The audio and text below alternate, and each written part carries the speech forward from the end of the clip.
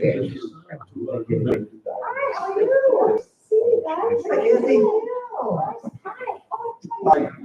Good evening, everyone. Could I have your attention, please? My name is Charles Crow. I'm one of the trustees here, and I want to introduce Paul Gray to you. But before I do that, we had one of our emeritus trustees passed away this week, and so I'm going to ask for a moment of silence in his honor. Thank you. Love Hart was a wonderful man, made lots of contributions to the museum. If you've ever been in here and heard the program that runs here, you will hear his voice, which will last well beyond his time. So, but he's going to be sorely missed. He was a wonderful neighbor, a great trustee, and did a lot of positive things for the museum. Now, I want to thank all of you for attending the Homer Dodge lecture series, and I want to introduce Paul Gray. Paul Gray is somebody I have known for 30 plus years, and he's one of these bigger than life people, you know. He built a company before software as a service was a thing. He did it, and he built a proprietary software that is used by pharma that allows data to be compressed in a state, but used in that compressed state. And when he wasn't doing that, he was doing things like sailing and cave diving and double black diamond skiing. So he is an outdoorsman, a kayaker, and a family man on top of all of that. So without further ado, Paul, please begin your lecture series. Whenever I hear Charlie talk about me, I always wish I could meet the guy he's talking about. Tonight we're going to be talking about specifically my experiences aboard my small schooner, Quintessence, which is the one that's up here now, during the Great Chesapeake Bay Schooner Race. It's an event I've attended 10 times. It's a blast. I need to make a correction to one of the things Charlie said, and we've had this conversation joking the last couple of days. He's talked about this as a lecture. The lecture implies a part of knowledge. So let's just kind of get over that right now, because this is just experiences, not knowledge. If you get any knowledge out of this, I'll be surprised, other than just what we happen to come across. So this we're going to go over kind of a couple of things, and I'll just jump into the slide. Sir? Yes? A little louder, please. Sure.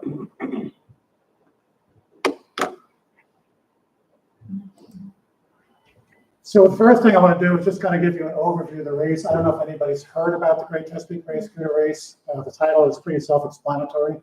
I don't talk about my boat, Quintessence, which was the boat I raced, one of two boats I was on for the races. Most of them on board this boat, and another two on board a friend of mine's boat, which I'll point out, but it's not really part of the presentation. The third thing we'll talk about is the race cruise, which I'll explain a little bit, but it just basically means there's a lot more wrapped around my attending the race than the race. And then we're going to talk about the race itself. And then we'll get into the fact that, okay, the race is over and now it's time to go home. I've got a bunch of things in here. Fortunately, well, back up a second. This specific presentation is based on the 2011 race. And I picked that because I had the very good fortune to have a friend on board who was a very good photographer and a very good videographer.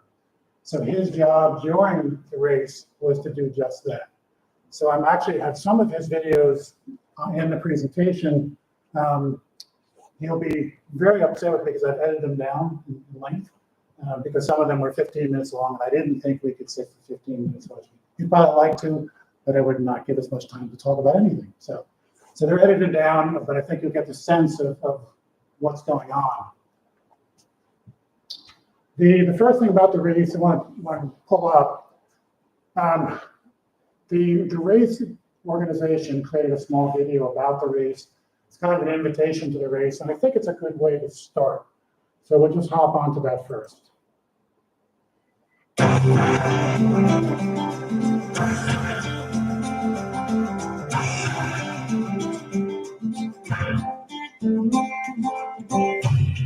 It's a 127-mile overnight race from Annapolis, Maryland to Norfolk, Virginia. It's a celebration of a race to market from an age that has passed into history, a time when the Chesapeake Bay hosted passenger steamers and was peppered with working boats and pleasure craft, all under sail. This is an invitation to take part in a celebration, an invitation to get out on the bay, stretch your stuff, spend time with friends, and put some wind in the sails of your beautiful boat. This is an invitation to join the Great Chesapeake Bay Schooner Race. This race runs the length of the bay, and participants encounter all sorts of different conditions. It's challenging, and it's a great deal of fun. From the parade of sail in Baltimore's Inner Harbor, to the crack of the starting cannon off Annapolis, to the early morning finish at Thimble Shoals Light at the mouth of Hampton Roads, this is a race designed to celebrate your rig. It's a chance to test your skills and enjoy the camaraderie of new friends and old. It's a chance to be part of something big and something meaningful. You're in for a wonderful experience. Join us. Let's get your boat on the line. Or if you know of anyone else who might fit our criteria, send this over to them. Let's keep this great event alive, and let's give back to those who live along our shores. Join us for the Great Chesapeake Bay Schooner Race. Life is good, life is good, yeah. Life is good, life is good, yeah. Yeah, in my darkest times, you got me feeling like I've been walking on air. Left all my worries in care. I got the birds around me. I don't care because I love you. Ooh, it's nothing so hard without you.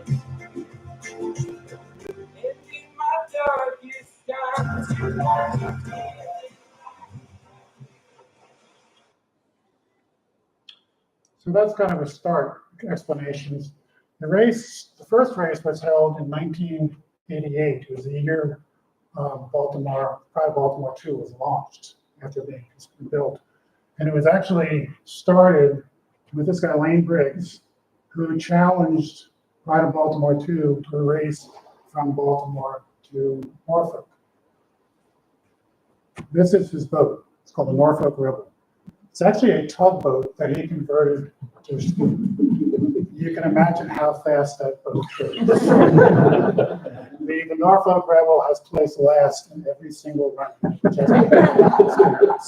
So it's a fun boat. The owners are great. I never met Captain Briggs. He died just before I got involved in the race. But I know all four of his sons, and if you're looking for a good time, hang around with them. They're really good people.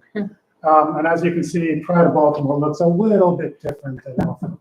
So, several boats showed up. I've heard conflicting versions as to whether Pride did show up or whether they gracelessly or gracefully declined. But in any event, this was the start of the Great Chesapeake Bay Schooner Race. As you heard in the video, it's a 127-mile run.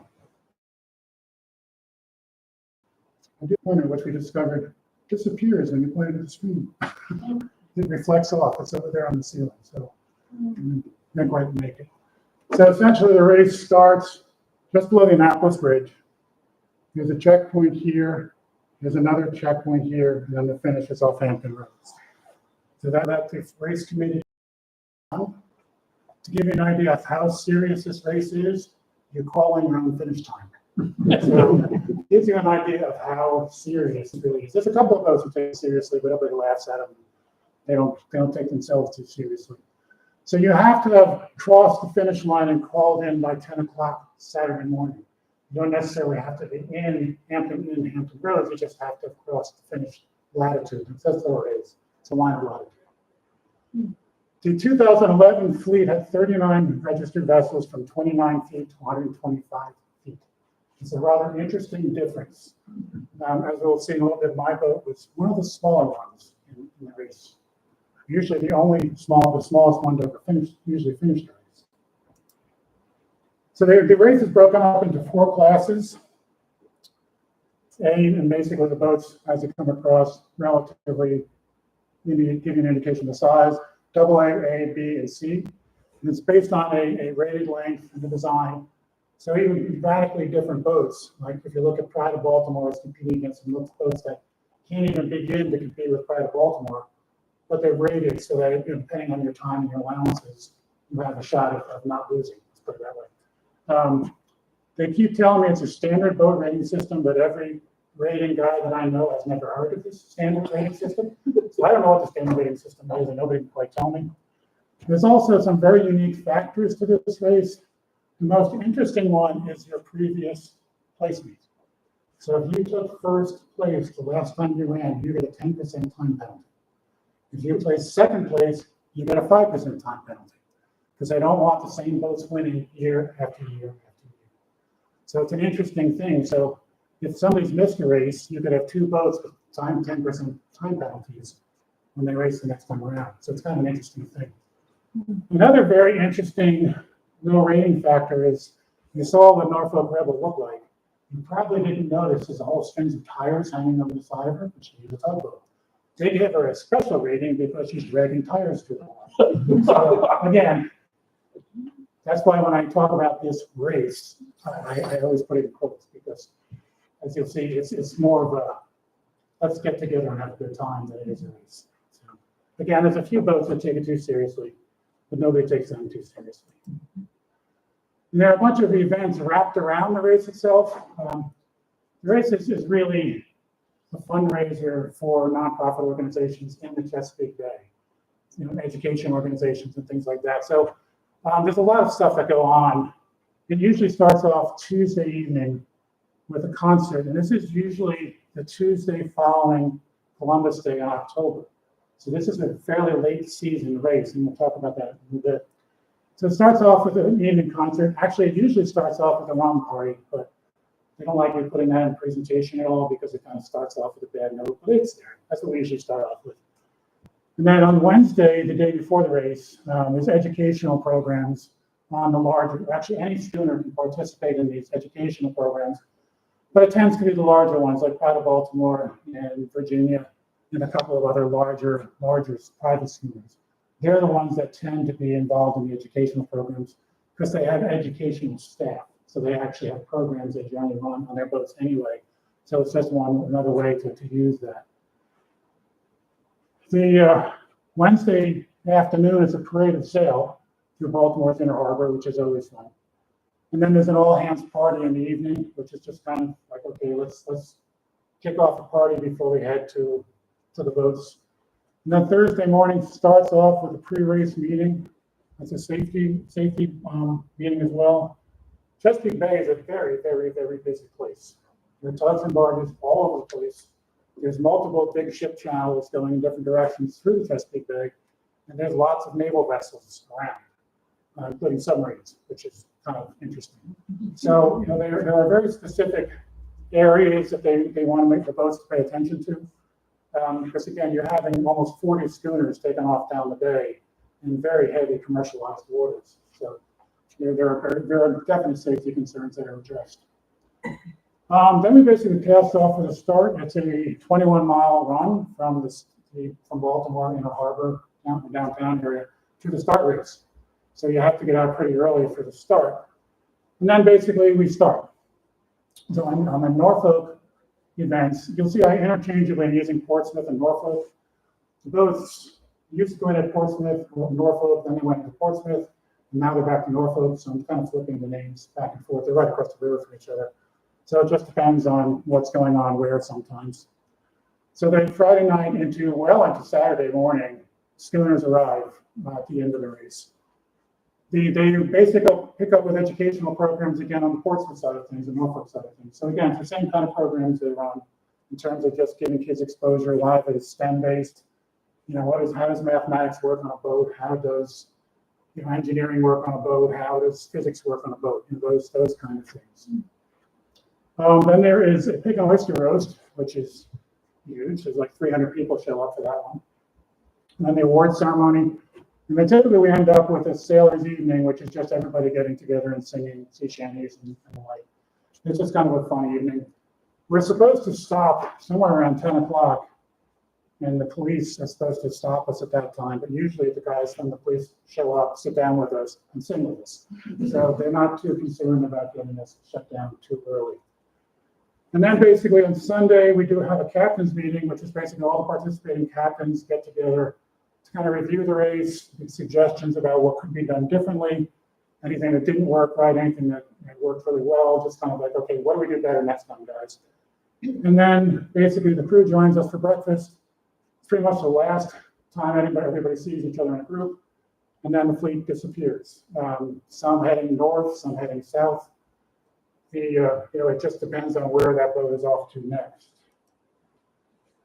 So this is kind of my summary of the race. It really is a rendezvous more than a race. It's a fun time. It tends to wrap up most boats' seasons. So if you think you're now into the first week of October, even down Chesapeake is starting to get a little chilly. The weather's kind of unpredictable. And a lot of times boats are passing on their way through to Florida, because a lot of the boats work out of Key West in the summers, in the winters rather. There are a lot of boats in Massachusetts that work out of Salem, Massachusetts in the summer and Key West in the winter. So they make the transits back and forth. That is why the race is held the first week of October. The idea was boats that are moving from north to south have a place to get together where all the crews can get together. It is what Lane Briggs had in mind when he set up the dates for this race and when he did it. So that was really the whole idea. And it's interesting because, there are people who have been in every single race that's been run. And there's lots of people who have done 15, 20 years worth of these races. And there's lots of crews who grew up on these races. They started out as deckhands and they're now captains of their own schooners. So it's interesting, the camaraderie that goes on is real. I mean, you can really see it when you talk to people. And that's what keeps people coming back every year. Because they're seeing people they may not have seen for a year. Some people may be on the West Coast. I mean, boats typically come from the East Coast, but crews can come from anywhere, particularly on some of the private boats. So that's why people keep coming back. So I'm going to talk a little bit about my boat now. Quintessence. I no longer own her. I sold her in November of 2018, purchased her in January of 2006. She was up on Martha's Vineyard, and I was actually stumbled across her when I was looking to buy a Cape Dory 30. So it was kind of a classic boat, and that's what I like. When I saw this, I have an absolute passion for schooners. It started when I was about 8 years old. My father took me to South Street Seaport in New York, and I climbed aboard the Letty Howard in South Street, and that was it. It was kind of, I always jokingly tell people it's my reincarnation moment that I found my previous life. So it was, I just have a passion for them. So when I saw this boat, I called the broker, got the information about it. He says, located up on Martha's Vineyard. I met him up there over Thanksgiving in 2005. The boat was a wreck. The guy who owned it had sailed it last and just threw everything down below and didn't put anything away. So the sails were lying on the bottom of the cabin, so the cushions were gone. And it was cold, and the bilge was full of water, so everything was frozen to the deck. So the broker and I spent about an hour cleaning up the boat because neither one of us could stand looking at this. And then went over the boat, and at that point, I was very interested, had a surveys done, and on the way back in the ferry, the broker was very annoyed with the owner and gave me some insights and stuff to how much of a discount he thought the owner would buy when I made an offer on the boat. So he was very instrumental in actually my getting the boat as well. So the owner actually got the boat in exchange for architectural services. So he really didn't know how to sail. Why he got this boat is beyond me. But Quintessence is a duplicate of a Friendship sloop that was built in 1903 by a guy, Robert McLean. And it was a fishing boat. Dictator was a main fishing boat. That's what it was for. Jarvis Newman found Dictator in a yard in the 70s in very bad shape, and he restored it completely from the bottom up. He measured the hull and bought a mold off the hull, built a mold based on the measurements, and built about 30 of these hulls. Almost all of them were built out as friendship sloops. Mine was built out as a schooner because the original owner wanted to split the rig. And if you look at the size of the mainsail on that boat, it's huge. And the owner didn't want to deal with that large a mainsail. So he wanted to split rig. So that's where it came from. Just some of the basic facts, 42 foot overall, 31 on deck, 25 foot waterline, 10.5 foot beam. Very, very, very beamy boat. Look at that waterline length versus the beam. Very beamy. All kinds of excess buoyancy. Again, it was designed to hold a couple of tons of fish. So it was designed to go out in any weather and come back with a lot of fish when they came back. About 16,000 pounds, and the spars are all solid wood. So this would happen to be a picture up at Block Island, which is one of my favorite places to sail to. So I'll talk a little bit about the sail plan. Generally speaking, the working sails are the four lowers, starting with the mainsail, the foresail, the staysail, and the jib. That's pretty much probably 70% of the time I was sailing. That's the sails that were set. It also gives you kind of an idea of what makes the schooner rig very flexible, because you've got a lot of sails you can play around with. So typically, if I was sailing, and I do single hander, like this is kind of the way I would do that. And it sounds like a lot, but it's not. I mean, everything is self-tending except the jib, so it's really no different than sailing a sloop. I always tell people the last half hour and the first half hour are pretty busy. Other than that, it's pretty straightforward. So if you look at it, if the wind pipes up, generally speaking, the weather helm picks up, so I put a reef in the mainsail. So the mainsail would drop smaller. Picks up more, the jib might come down. That's on a roller furler, so that's pretty easy to handle. If it still comes up more, I might throw a second reef in the main and sail just on the second, 2 reefs in the main, the foresail and the staysail. Wind comes up more, the foresail comes down. I end up with just a double reef mainsail and the staysail. The wind keeps going up, the mainsail and the staysail come down, the foresail comes back up, and I sail on just the foresail. And if it keeps coming up, put a reef in the foresail. So you can actually sail with that much of this one sail showing. I've done 7 knots downwind with just that sail. So it does move the boat when the wind is pushing. Now when it gets light, got a couple other sails. We have a topsail and a main top staysail. The main top staysail is a delightful sail to use. It's a wire luff, leading edge wire, and it's attached to the bottom here on a wire lead. And how you can get them as tight as you want, and the luff does not fall off. So it's a very efficient sail. And it cheats off the back of the boom. So the line comes back to the boom along, and it's cleated right here on the front of the boom. So it is somewhat self-tending. So if you ease the boom, it eases the staysail. Now you cannot tack this sail because everything's in the way. So if you're going to be tacking, you probably don't use this, but again, it's a light weather sail. The topsail on my boat was an absolute royal pain in the butt. It was impossible to get set right. There are 4 different lines that control the sail. The halyard brings it up. There's a downhaul which pulls it down. The sheet goes out to the end of the gaff, comes back and down. And there's a static line around the topsail. It's called a jack line, which you shackle the middle of the sail to and haul it up and then pull the jack line tight in an attempt to get this tight so you actually get some use out of it. And a sail that I personally feel is about the size of a handkerchief. So it really doesn't do a whole lot of good. This is not a great picture, but it's one of the only pictures I have with all the sails set up, with all Quintessence sails set. It's probably only 1 of 4 times I've actually set the topsail. And one of those because I was going into Inner Harbor in Baltimore and I wanted to look cool. So we put everything up, sailed in, and then cursed like crazy trying to get it all down again. So that's all the sails. What makes schooners a lot of fun to sail with. I had a pretty elaborate, I'm a computer guy. My 30 years in computer business did some benefit a little from the sailing. GPS, AIS, is everybody familiar with AIS? Anybody know what AIS is? Yes. AIS is an automatic identification system. It's a VHF-based system that basically every commercial boat is required to use.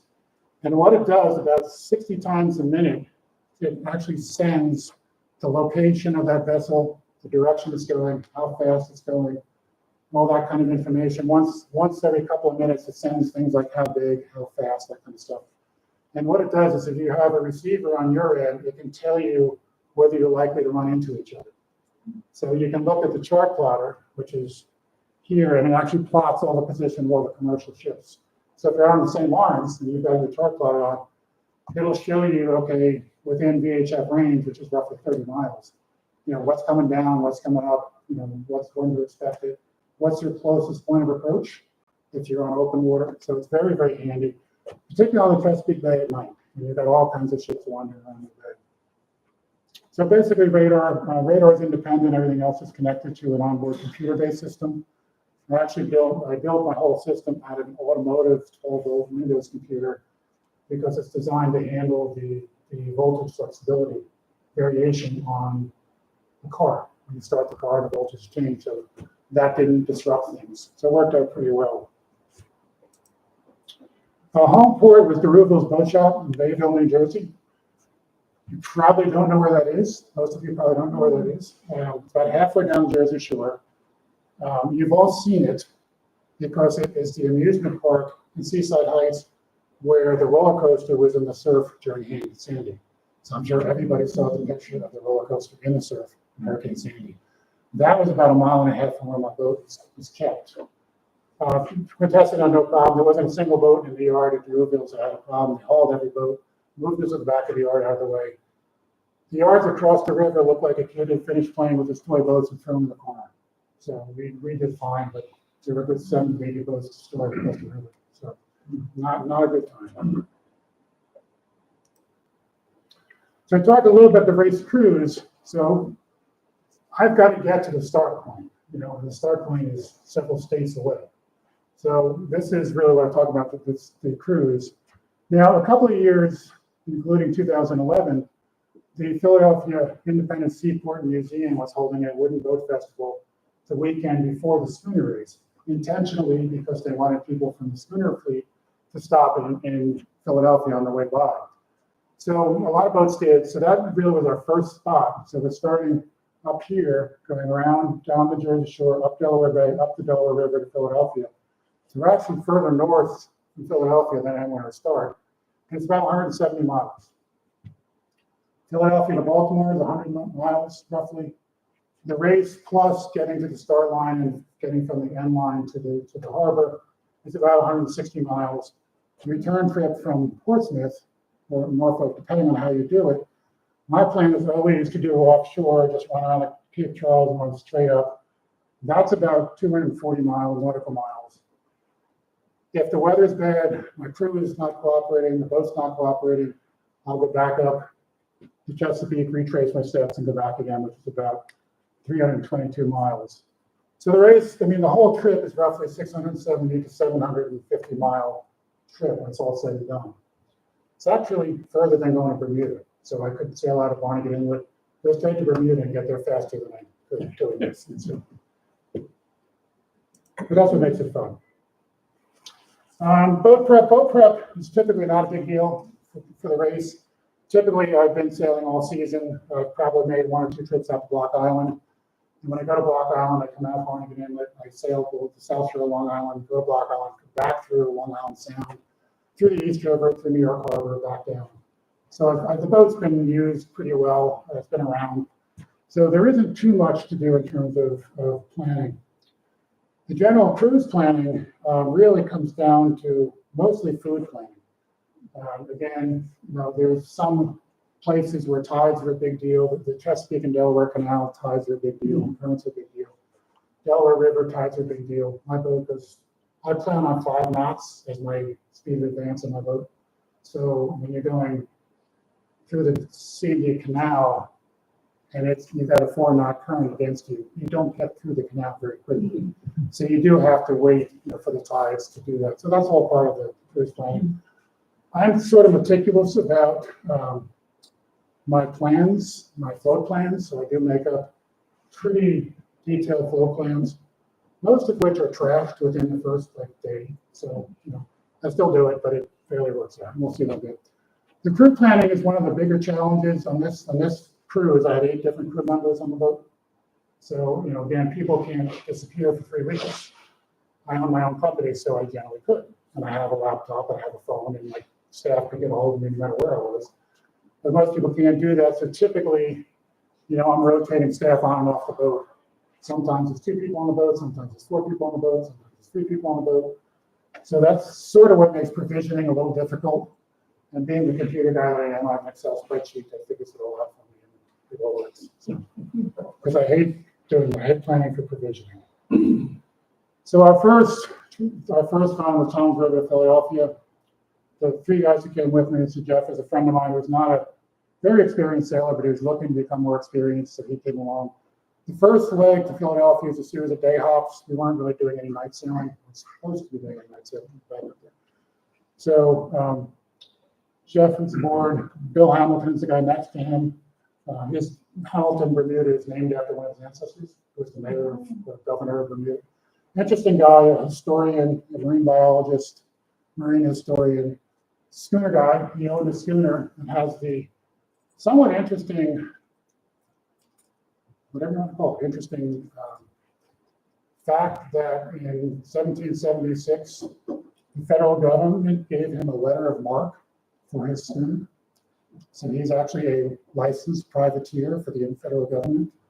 How he did that, I have no idea, but he had a lot of people he knew in Washington from various things. So somehow that happened, and he's the only privateer I know. A couple of pirates I know, but he's the only privateer I know. The last guy's a guy named Jay Irwin. Jay was a dear friend. He passed away a couple of years ago. Retired, spent all of his time on boats. He had right of first refusal on my boat. He would get off one boat and get on to another and go sail someplace else. He'd get off that boat, get on another and sail someplace else. His wife had died a few years previously. He loved sailing. He lived in a assisted living facility and he was never there. So his sister lived in a facility and she never knew where he was. So he was always on board my boat, pretty much as I was. So here's our float plan from Tom's River. The idea was to head down from Tom's River to Barnegat Light. Barnegat Light is the town that sits at the bottom of Barnegat Light, or Forked River, depending. The channel leading up to Barnegat Light from Barnegat Bay is pretty torturous. It's not something anybody really likes to do at night, and I don't ever do it at night. And at that time, the channel was not terribly well dredged. So it's not at all unusual for me to touch bottom in the middle of the channel and with my 5-foot draft in my boat. So again, you have to be a little careful going there.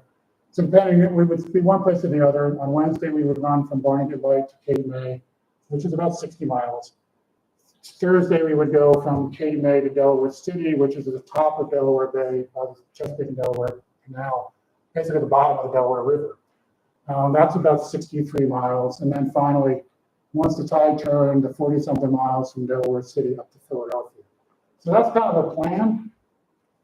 As I mentioned moments earlier, plans don't always work out. So we had a little bit of a late start out of Tom's River, so we ended up putting it to Forked River. Since we got a later start out of Barnegat Inlet because of our later start out of yesterday, we ended up going to Atlantic City instead of straight to Cape May. Atlantic City is an interesting inlet to get into. It's one of the most visible inlets on the East Coast. When you get offshore at Barnegat Inlet, you can see Atlantic City. When you leave Cape May, you can see Atlantic City. You can see the top edge of the buildings and the whole room upon the horizon is incredible. The problem is when you get there, you have a background of flashing all different colored lights. So to find the actual navigation lights is not always easy if you got flashing red, flashing green. So it's pretty handy to have the electronic charting so you can get your way in and out. And basically, since we were kind of behind schedule at this point, we decided to make a straight run from Atlantic City to Philadelphia. So we stopped for lunch at Cape May to wait for the tide to turn. The general approach to sailing up Delaware Bay is to leave 2 hours before the end of the ebb flow, so you get less resistance at the bottom of the bay, and then you get a really nice push up the top of the river. So and that gets you to Delaware City, about which time the tide is turning against you. in which case we just kind of hang out again and wait for the tide to turn, so we'd have dinner there and hang out, and then we would run the tide up to Philadelphia overnight. So that's how we got to Philadelphia. The Philadelphia Festival was a lot of fun. They only did it a couple of years. This is in the copper, just a bunch of different clips from my runs through Barnegat Inlet and down Barnegat, down the Jersey Shore. It's October, and there tends to be some nasty weather sometimes. This is one a bit unusual for Barnegat Inlet. We were going out on a peak in the end, tide out. It was very heavy onshore winds. So the swells at the end of the inlet just went straight up. It was actually great in the channel. This was a trip out. This is another run where we were just running down. This is under just the foresail. We don't have any other sail set. This is just under the foresail.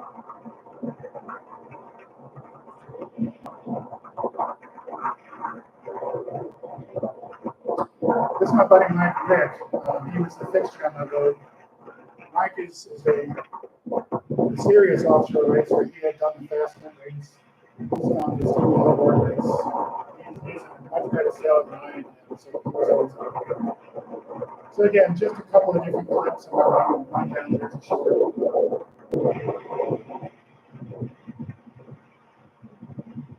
And you can see we have jack lines rigged all the time. We're always put in because it's just not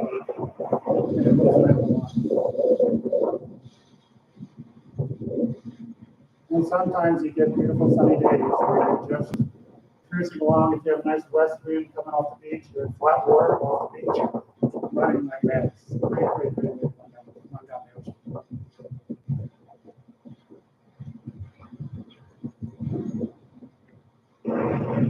And sometimes you don't have any sail going, you just beach your way down the Jersey Shore. So you have wind right in the nose the entire way.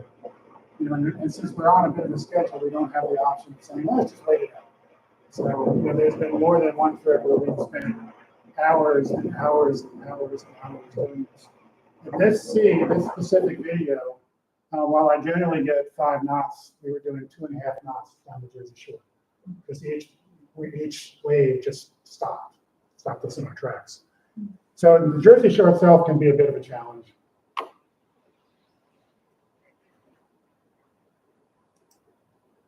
This was our departure out of Forked River.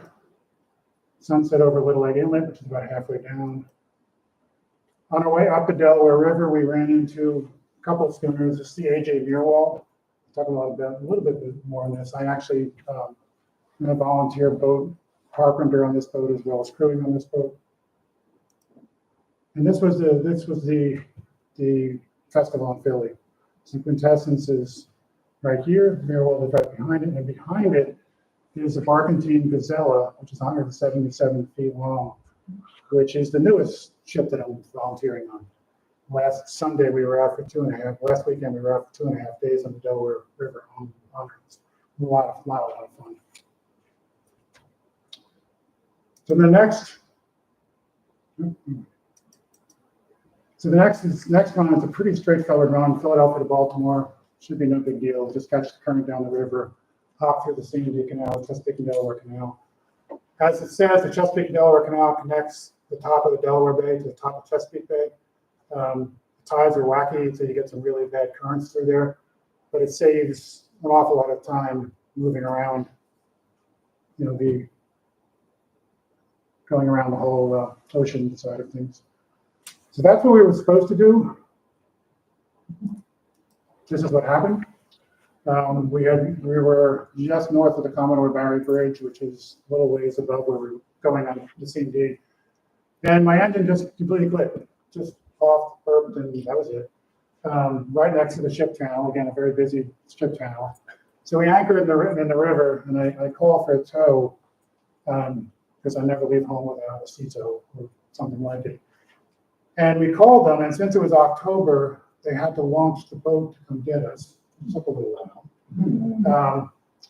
They got out to us, and the guy spent probably 15 minutes doing circles around the boat, taking pictures of it because we liked it. And just kind of rode around. So they took us in tow because he was actually only bringing us about 3/4 of a mile. right, to the yacht club we were adjacent to. So he took us on the hip, and his engine quit. So we're still, fortunately, my anchor is still out, so both of us are hanging on my anchor as he fiddled around, finally got it running, and like 20 minutes later, we were tied up at the dock. Turned out a plastic fitting in the fuel line had cracked and letting air in, so it just sucked up air and the engine quit. So the guy who actually runs the yacht club ran over across the bridge into New Jersey to a place he knew he could get the part, brought it back to us, and we were back up and running. So it wasn't a major problem, it was just more of a comedy of errors, with the towboat breaking down. So basically from there, next step would be the reality. We cut the tow, we stopped for Delaware City and ran through the C&D Canal. Cut up to Baltimore around 9 o'clock in the morning. So you're probably getting a theme, like things break and we spend a lot of time doing it at night when we're not planning. That's sort of what happens sometimes. So this is our departure from Philadelphia. This is not on this trip. This is actually on a different boat. When I was volunteering on a schooner called Brilliant, which is a brilliant boat. It's owned by Mystic Seaport in Connecticut. Spectacularly beautiful boat, and I was thrilled to death to be able to volunteer on it. But that is a car-carrying ship that goes through the C&D Canal. This is fairly normal to have container ships and car-carrying ships go through here, while small boats are going through here. Also, tons of tugs and barges go through here. So you do have to be aware of what's going on. They're not moving terribly fast, but something that large doesn't have to move terribly fast. They take up a lot of water behind it. I mean, you see them up and down St. Lawrence, right here as well. This is boats, equivalent boats, so ships. And again, this is connecting the top of Delaware Bay to the top of Chesapeake Bay. And on our approach to Baltimore, we ran into one of the first schooners going down there, but the Liberty Clipper, and she's actually out of Boston, so she was on her way down from Boston to the event. So then we were in Baltimore. We switched crew again. This is when Barry, my friend videographer, joined us. He is an incredible boat builder. He builds small boats that could be in this museum. I mean, they are impeccable. They're works of art that when I told him, the first time I saw one of his boats, he said, I'd be afraid to sail it because I would ding it. It's just such a beautiful woodworking. He had never been overnight on a boat. So the idea originally was I was looking for transit crew for the trip back from Virginia. We have a very good mutual friend. He talked to a mutual friend who talked to me, and I talked to, and then we kind of all connected. And then the more I thought about it, as I mentioned before, he's a videographer and a photographer. And I go to these events, I spend 3 weeks with him, I come home with 2 pictures because I've been busy all the time. So I said, hey, Barry, why don't you come on the race too? And your job will be to film and photograph. You don't have to do anything else, just film and photograph. So he bought into it, showed up. This is what he bought for the race. This is his foul-weather gear. Because he said, I've never been I've never been out like this. I've only been in small boats. If I fall overboard, I want to be visible. And I think he was successful with that. Very, very nice guy. We also have, during the parade of sail that goes on, we also have kind of a tradition of music. So we also were joined for the parade of sail by the Captains for Truth and Justice, which is a bunch of friends of mine who occasionally get together to play Irish music under one name, and the Captains for Truth and Justice when they're singing she's shanties for a bunch of drunk sailors. So they were on board. And I have a video in the moment of the parade of sail. This is what it looked like when the parade of sail started. Wow. So of course, it happens. That's why we all have What trouble. is break? This is If we go a little further out, there's a buoy, hang up with spangles and everything around it to wear the shipwreck.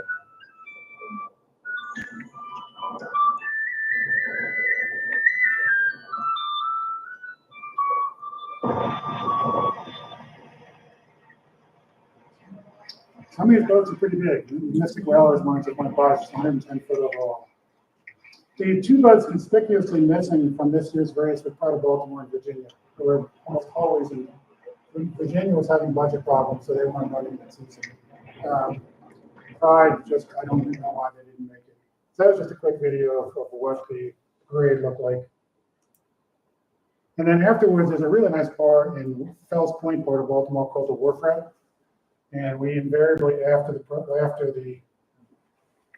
parade of sail, wander over there for a night of sea shanty singing, some drinking, not too much drinking because we got an early start the next day. Well, most of us not too much drinking, and just kind of having a good time. It's an interesting event. It happens once a month in this place. You'll notice these red books scattered around. They're songbooks. And there's a woman, Janie McNeely, who runs this. And the idea with this is when it starts, she goes to every table one at a time and says, okay, somebody from that table's got to stand up and sing. And if you don't know what's going on when you walk into this bar, it can be a real rude awakening when she points at your table and says, someone at that table has got to get up and sing. Now, the songbooks are mostly sea shanties, but they have like Sloop John B. and some other songs in there. So usually somebody will get up and sing, and if not, somebody from a different table will run over, jump in, and sing for them. So it's a lot of fun. By the end of the night, everybody's having a good time. I sound better when everybody's drinking around me, so I kind of wait till later if I can when I sing. So that's the Wharf Rat. The next morning for the race, we'll talk about the race itself now. There's a skipper's safety briefing first thing in the morning. The weather forecast. This was pretty unique in that it was actually going to be relatively warm this trip rather. And there were light winds out of the southeast, building to the south, then to the southwest, and then west. So we knew we were going to have headwinds for most of the race because it was going to be south, southeast, southwest. And we were all saying, okay, when it comes down to the west, it's going to be great. We can do a broad reach right down the bay. So that was kind of the hope. Again, it's 21 nautical miles to the starting line, so we all headed out about 9 o'clock in the morning. And the 2011 fleet had 39 registered boats, the smallest 29, biggest 125. There is a staggered start, so the AA and A class boats leave at 1:40, the B and C 10 minutes later. So you can imagine what 39 schooners of various sizes look like, and I have a video that will show a little bit, at a start line of a race. So there's all kind of strategies for how you do this. My strategy is to stay the hell away from everybody until the race starts, and they're all over the line, because I'm usually the smallest boat out there, so I don't want to get run over. And I don't really care about anything like placing and things like that. So I do have pictures of the fleet. I'm going to go through these really quickly. Again, there's 39 pictures. I don't want to spend too much time on it. This is the AJ Mirwall. I do volunteer. I guess I mentioned before, I do volunteer work on this boat for crewing and boat carpentry. America 2.0. Mike, did Mike make it? Mike was on this boat. Yeah, in this race. One of the guys who works here was on this boat during this race. So I thought that was kind of, we discovered that today. So that's America 2.0, Lady Maryland. This is all the Class AA. These are the big ones. Mystic Whaler, this is a boat that's owned by very dear friends of mine, Pat and John Edgington. It used to sail out of New London. It actually was purchased they sold it to an educational place out in California. So she's out around San Diego someplace. I think of this one. This was the first big boat I actually ever worked on, and getting to know John through the schooner race. So I did I did a bunch of transits with him when he's going places. He does a lot of educational programs. So I did programs with high school kids and programs with college kids on board. And ultimately, when we were doing transit, I was the third watch officer on that boat. So it was actually a lot of fun. Learned a ton of stuff. John is an incredible boat handler, and just watching him handle the boat, docking, undocking, is amazing. And my mantra whenever I got into a sticky situation is, what would John do?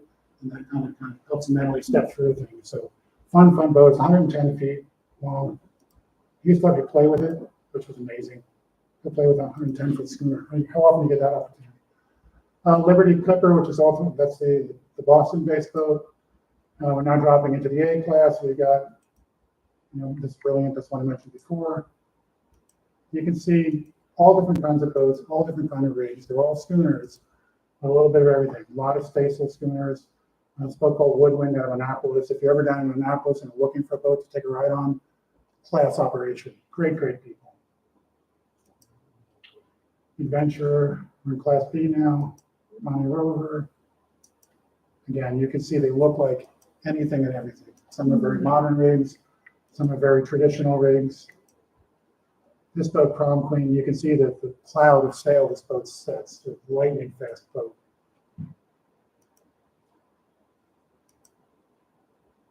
So a little bit of everything. A lot of staysail schooners where there is no foresail. One of the schooners I raced one year had no mainsail. It just, the main was in the back, just a couple of spaces that went in front of it. Very interesting rig. This is Sultana. She's a literal, very close to a replica of a ship from before the Revolution, British ship. And actually, one of the few boats I actually can pass in a race. That boat is so exciting. Fun boat, but very slow. This was an interesting boat. They came from Barnaby Light, interesting enough. 29 foot. It's a Phil Bolger light schooner. There's no ballast whatsoever in this boat. This is basically a day sailor schooner.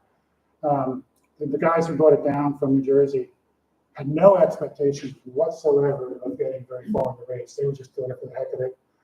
When the wind picked up, they actually had dropped all their sails and couldn't control the boat under just bare poles.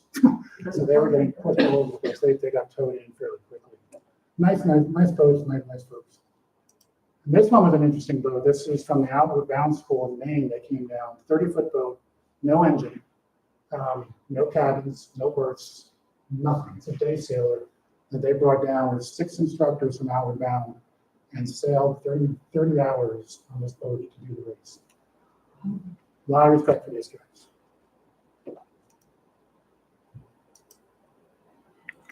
So again, all different kinds of shapes, looks. Okay. I think that one was the junk rig, wasn't it? Yeah, junk rigs. It's one of a couple of junk rig schooners. Norfolk Rebel, you can see her tires now. Oh, yeah. They typically hold up a sign that says, "If you can see this, you're last." Part of the transit of the boat. It's Quintessence. One of my favorite pictures, Quintessence. Another junk schooner. So that's the fleet. So here's the start of the race. The engines, everybody's engines are on, just for pure safety reasons. That's a start, because we've got a lot of big boats occupying, not a lot of water. But this kind of gives you a sense of what it's like out there. You see the light there is very light in the start.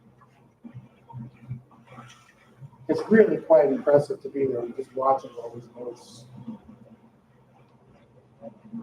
Ranging from 110, 120, 130 feet and down. It's very cool. So there's the film. Looks like a toy, doesn't it? It's like a toy. And then pretty much the race starts, and it gets really quiet all of a sudden. The engines all go off, and we all head down the bay. The big boats disappear over the horizon. Except that one.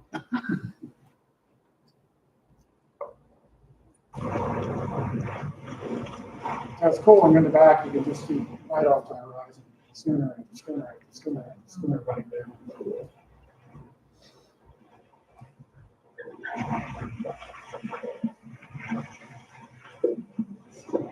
Now this was the second morning. So we left on Thursday afternoon. So Friday morning, the wind had continued to blow from the south. A lot of swells coming up the bay, so we were bouncing around quite a bit.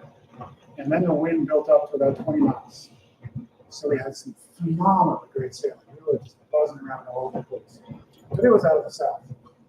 So we were ripping all over Chesapeake Bay, shore to shore, having great all-speed plus and going nowhere. Yeah. So this, at one point, there's a line of thunderstorms came down, and my friend on shore called and said, "Hey, by the way, there's tornado warnings." Oh, Great, thanks. So around 1 o'clock in the morning, the clouds broke up, so it was overcast. The moon came out. That's when the wind picked up. A little bit later than that. So it was actually gorgeous night of sailing. And we're crossing tacks with boats all over the place all night long. So you'd be sitting there, and Virginia would go by. Not Virginia, not this race anyway. But one boat would go by, like AJ Maywell would go by, because everybody's having the same problem. Nobody's making their way down the bay. So that was a very fun night, except we really weren't going anywhere. The wind had picked up about 20 knots. The tide had turned against us at that point. So we were an hour from the checkpoint one, and it took us, we were a mile from checkpoint one when the tide turned against us. It took us an hour to get that mile to cross the checkpoint. So at that point, this was our path down the bay. You can see we didn't really do too well going down the bay. Had a lot of great sailing. And this is only about the top third of the bay. We never even gotten past that. Because at that point, I did a quick calculation and realized that at the current speed, we would not meet the 10 o'clock cutoff for the race. So we were already did not finish at this point. But more importantly, we realized we couldn't make the party in Portsmouth, which was way, way more important than getting there for the race finish. So I turned to my crew because I had gone below to do the calculations. I came up and said, okay, what do you want to do? And Jay, who lives on the Chesapeake, said, Solomon's are right there. I'm like, what do you guys think? Solomon's are right there. So we literally crossed checkpoint one, we put into the Solomons, which is right up the Toxic River, and rented a car. And it was kind of interesting because we had our transponder and I threw it in the trunk and never turned it off. So for a while, we were showing 75 miles an hour. Of course, we were a little too far in I-95, but somewhere along the way, somebody who was actually doing the tracking turned us off. Because they were like, no, we can't keep this up. So it was kind of funny. We had a lot of fun comments. So the thing we realized shortly after that is we were the last boat to quit. So I think that was something, I guess. I don't know. However, Avelina, that boat from Maine, did the whole race. So they actually tacked all the way down the bay, and they used their oars. They rowed and tacked all the way down the bay. So we got down, since we were driving, we beat most everybody down there except everybody else's boat. So we got down there pretty early. It was pretty empty when we got down there. And the fleet just kind of wandered in over the next couple of hours. This is one of the basins in Portsmouth where the boats are stacked up. This was not this race. Actually, Quintessence is tucked up there in the corner. But this is typically what it looked like. The boats are rafted up 4 or 5 deep. These are all the small boats. On the other side, behind where this picture is taken, is a larger basin where all the big boats are. So it gets, and they have a bulkhead like this where they also tie boats up. So it's over maybe a half an hour where all these boats are just jammed in. It's such a great time down there.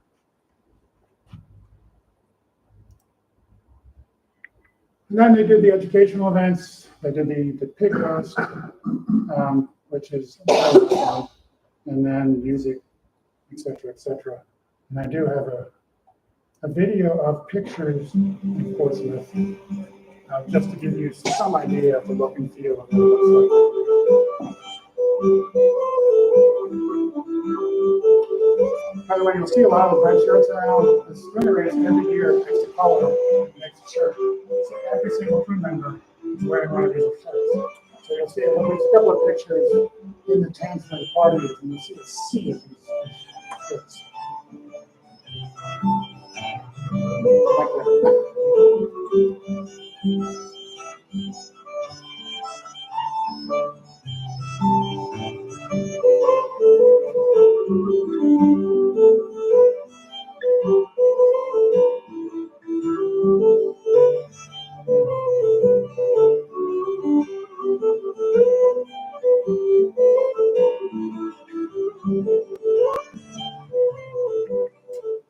So that kind of gives you a flavor for what's going on at the Portsmouth end. We didn't really have, Barry had a really, really nice video, which was 15 minutes long, but he had music through the whole thing, and I couldn't chop it up and keep any kind of continuity in it, so I gave up. So basically, what did it look like? 39 boats were registered to start. 6 never left the start line for various reasons. I don't really know what they were. 16 boats did not finish, Quintessence being one of them. Class C was pretty well wiped out. 12 registered, only 2 finished. And one of those was the boat from Maine. So that's the way it worked. The actual boats that won, America 2.0 won that year at 23 hours underway. That's rated hours, so it's a little bit adjusted. Lady Maryland, Woodwind, Prom Queen, Heron, you can see the boats. And Class C again, and the only two boats that finished in Class C. And Class AA, only two of the big boats finished in time. So 18-year-old Mystic Whaler, they gave up and motored. So they did not finish either. So now the race is over, the fun's over, the party's over, the drinking's over, and I gotta go home. So I'm down here normally, and ideally you go there, but now we're up here because that's where we got the car. So I drove back up. So now we're going back up the way we came instead of one way. So again, not always, things don't always work out as planned. So this was my crew going home, and Jerry again, he never leaves the boat. Barry stayed with us, and this was the guy George who joined us. That's my friend Mike had to leave. So George joined us. George is an interesting guy, a fun guy. I met him when he signed up for a class that was actually run on my boat by an ASA sailing school out of New Jersey. I knew the owners, and they thought it'd be kind of cool to do an advanced coastal cruising course on the schooner. I'm like, sure, why not? Then nobody signed up. So 2 years later, she calls me up and says, we got 2 people signed up for the course. I'm like, what course are we talking about? That's the one you said you want to do. I said, that was 2 years ago we talked about that. But we did it. There was a run out to Block Island. We had a good time. George was a really good guy. We became pretty good friends. So I invited him. So he did the trip back. So the weather forecast looked pretty good. Southerly winds still in play. They were supposed to diminish. Turns out they didn't. But this is us leaving Solomons.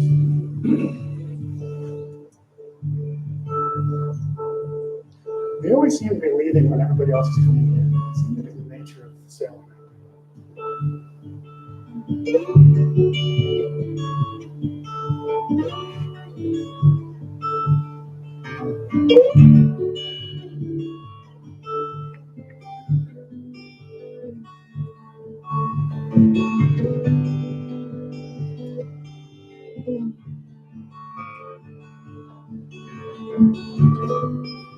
Solomon's actually an island. It's officially called Solomon Island. And it's just, you can see these marines. The whole place is on the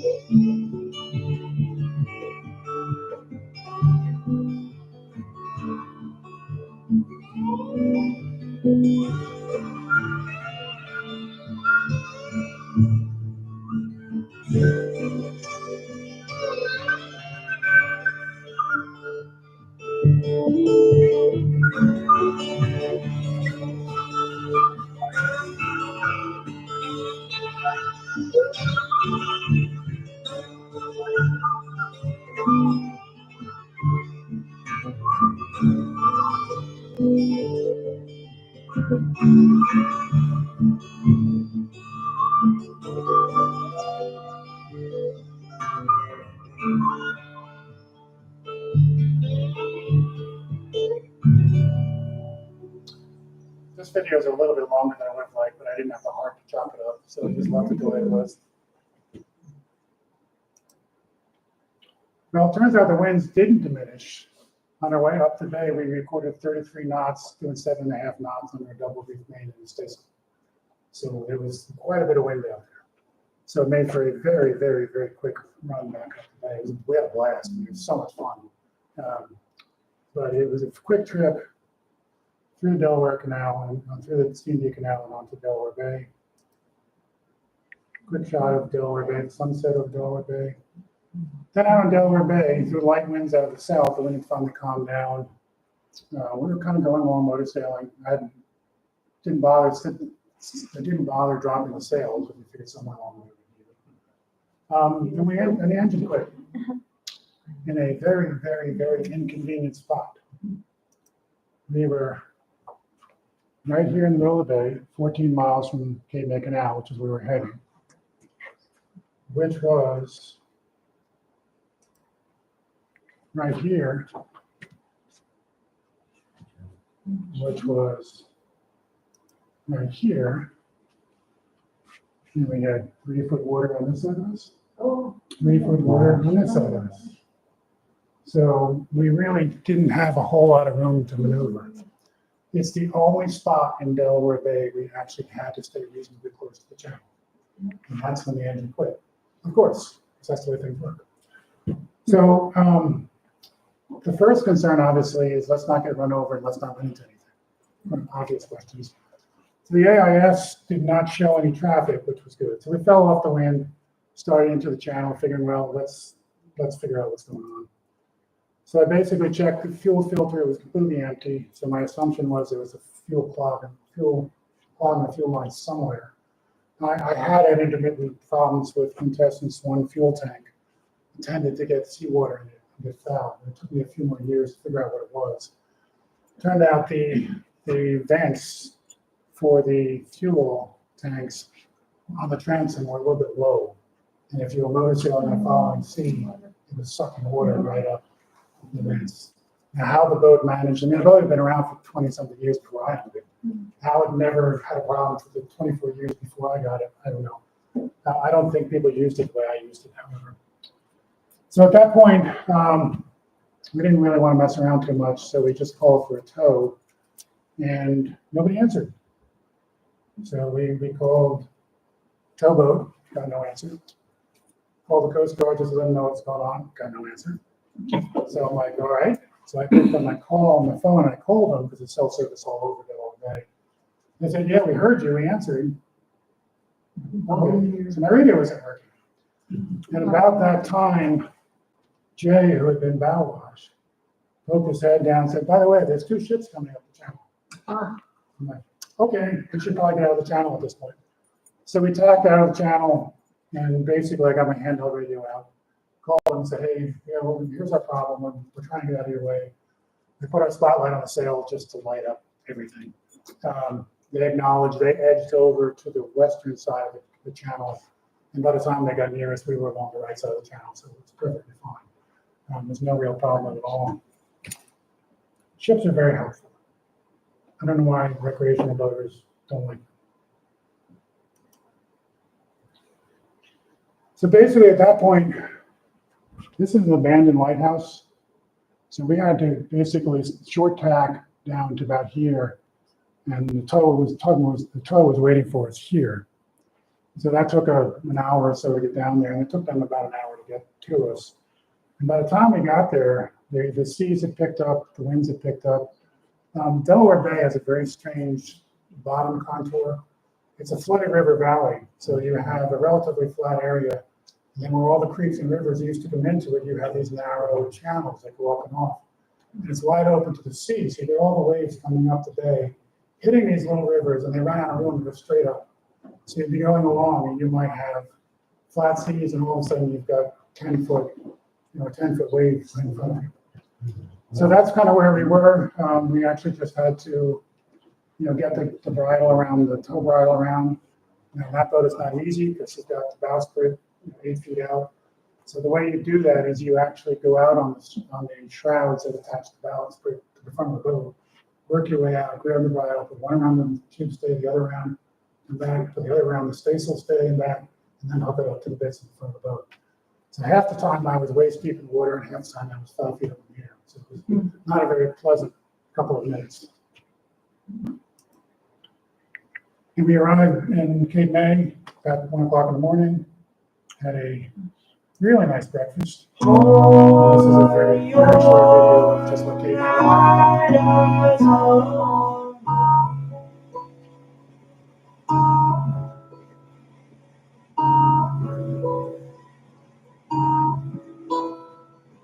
Or your sorrow, or your memory.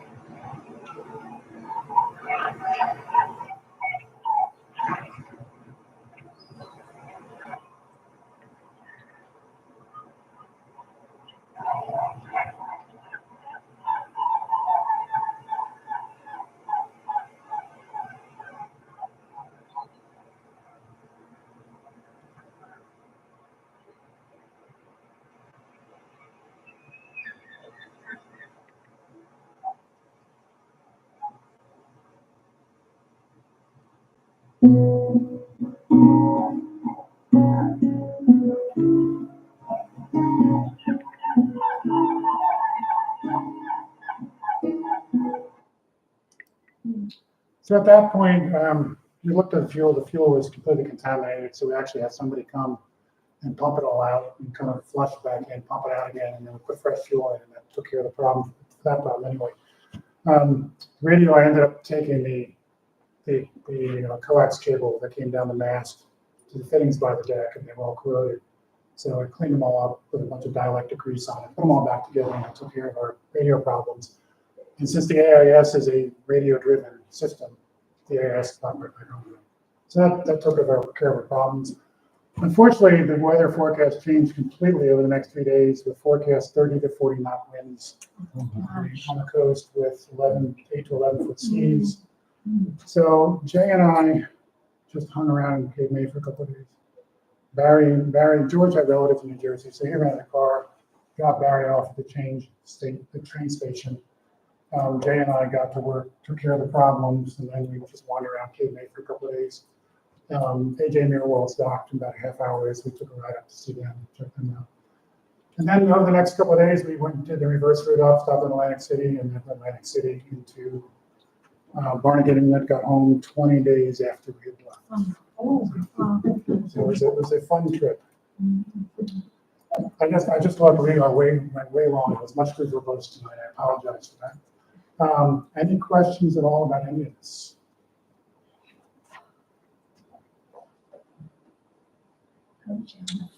Yeah. What kind of engine? Diesel, kind of 4-1? Yeah, it's a Perkins 4108 engine. So the engine is fine. It's just the fuel. Once 2 years later, once I figured out what's going on, I ended up putting 2 fuel filters on board, one with a wood alarm on it. But then when we ultimately found out what the problem was, we moved the vents up to the top of the cone and it took care of everything. So.